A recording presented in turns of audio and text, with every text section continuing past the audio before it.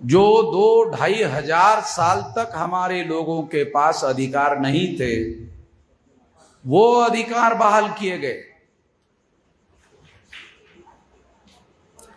और उसकी वजह से एक बहुत बड़ा पढ़ा लिखा वर्ग समाज में पैदा हुआ। शेड्यूल कास्ट में, शेड्यूल ट्राइब में, बैकवर्ड क्लास में, माइनॉरिटी में।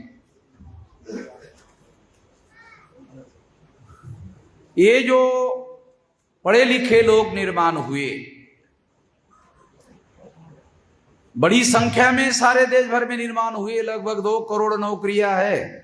Central government, state government, local self government, autonomous bodies, ऐसे बहुत सारे डिपार्टमेंट है भारत सरकार के, राज्य सरकार के, एटोनॉमस बॉडीज के, लोकल सेल्फ गवर्नमेंट के। तो इसमें 2 करोड़ नौकरियां है। अगर हम 50% नौकरियों की बात करें तो इसमें 1 करोड़ नौकरियां SC, ST, OBC, माइनॉरिटी के लोगों को मिलना चाहिए। वो नहीं मिली हुई है। इसके बावजूद भी 25-30 लाख लोग जो हैं हमें सारे देश भर में दिखाई देते हैं। तो ये सारा का सारा 1848 से लेकर 1956 तक जो हमारे महापुरुषों के द्वारा संघर्ष चला, उसके बदौलत हमारे पढ़े लिखे लोगों को अधिकार मिला।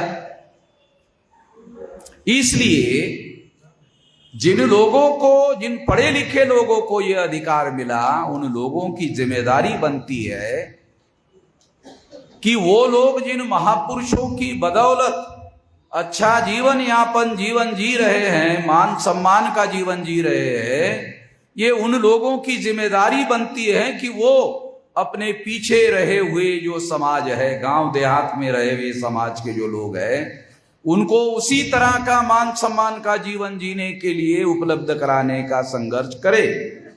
ये अपेक्षा हमारे महापुरुषों की थी।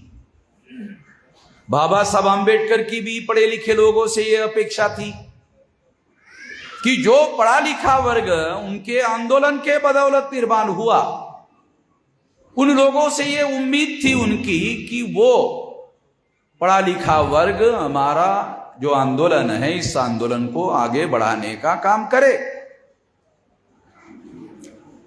क्योंकि आंदोलन चलाने के लिए 5 बड़े साधनों की जरूरत होती है।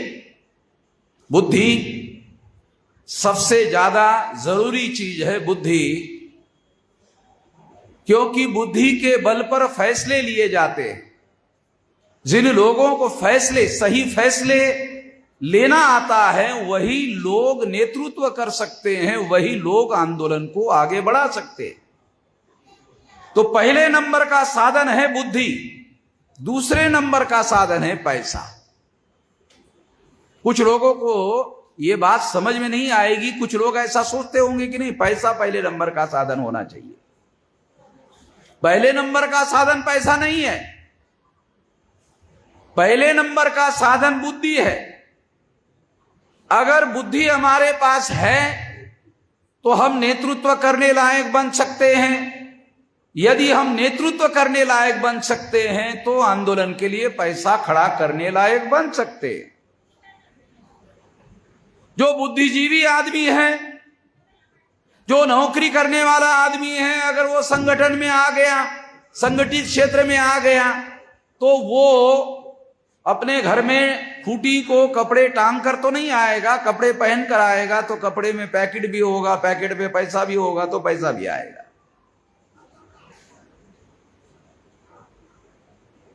तो बुद्धि के बाद पैसा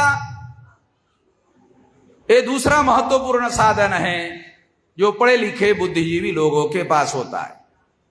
तीसरा साधन है हुनर। जैसे मैं यहां माइक पर बोल रहा हूं, तो यहां हर आदमी को अगर यह कहा जाए कि आओ 5 मिनट बोलो, तो बोलने के लिए उनको दिक्कत होगी। हर आदमी को बोलना नहीं आएगा, तो बोलने का हुनर है। क्या बोलना चाहिए और ज्यादा बड़ा हुनर है, क्यों बोलना चाहिए ये और ज्यादा बड़ा हुनर है। तो तीसरा जो साधन है, बड़ा साधन है, वो हुनर है। और चौथा साधन है समय। अगर आपके पास आपके परिवार के लिए समय है और आंदोलन के लिए समय नहीं है, तो फिर आंदोलन कैसे चलेगा? आंदोलन के लिए भी समय होना चाहिए।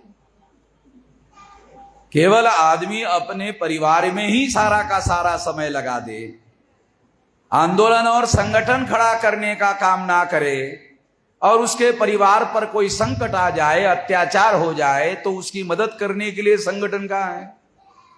वो अकेला क्या कर लेगा? अगर उसके ऊपर अत्याचार हुआ, संगठन चाहिए। वो संगठन निर्माण करने के लिए समय की जरूरत है।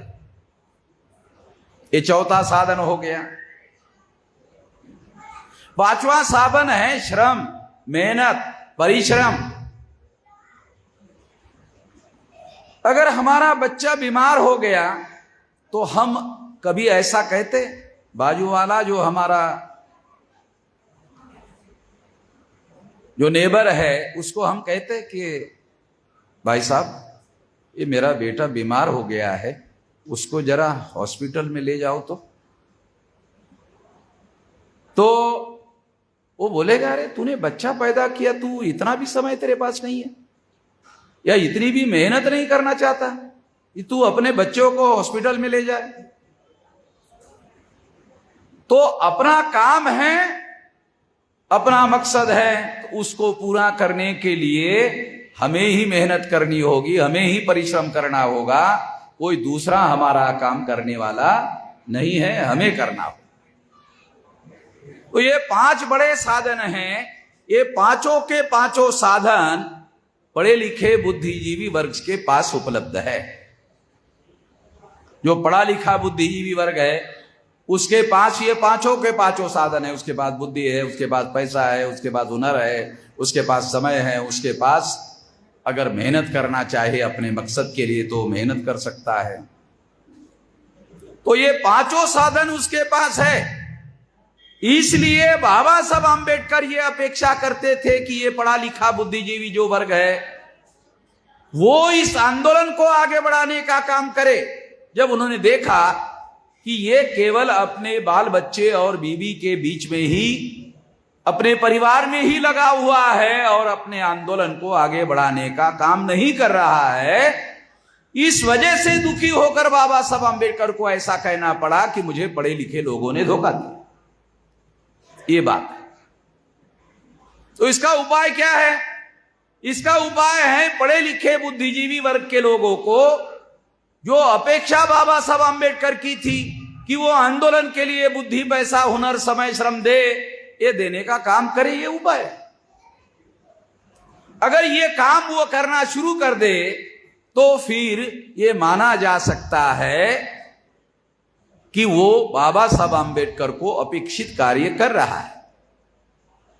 अगर वो व्यक्ति साल में एक बार 14 अप्रैल को बाबा साहब आम्बेडकर का जन्मदिन मनाने का काम करे और ये कहे कि मैं तो बाबा साहब आम्बेडकर का जो उपकार है उस उपकार की उतराई कर रहा हूं, 365 दिन में एक दिन काम कर रहा है, 364 डेज में वो काम नहीं कर रहा है, तो कोई आंदोलन निर्माण नहीं होगा। आपको जो संविधान ने अधिकार दिए उस अधिकार को, संविधान में लिखे हुए जो अधिकार है वो अधिकार संविधान आपके घर में लाकर देने वाला नहीं है। संविधान में लिखा है, मगर वो लिखा हुआ अधिकार आपके घर में संविधान लाकर देने वाला नहीं है। वो अधिकार लेने के लिए आपके पास संगठित शक्ति चाहिए, आपके पास आंदोलन चाहिए। वो आंदोलन आपको अधिकार दिलवा सकता है। संविधान में केवल लिखे होने से आपको अधिकार मिलने वाला नहीं है, वो लेने होंगे। और उसको लेने के लिए संगठित शक्ति का निर्माण करना होगा, आंदोलन का निर्माण करना होगा।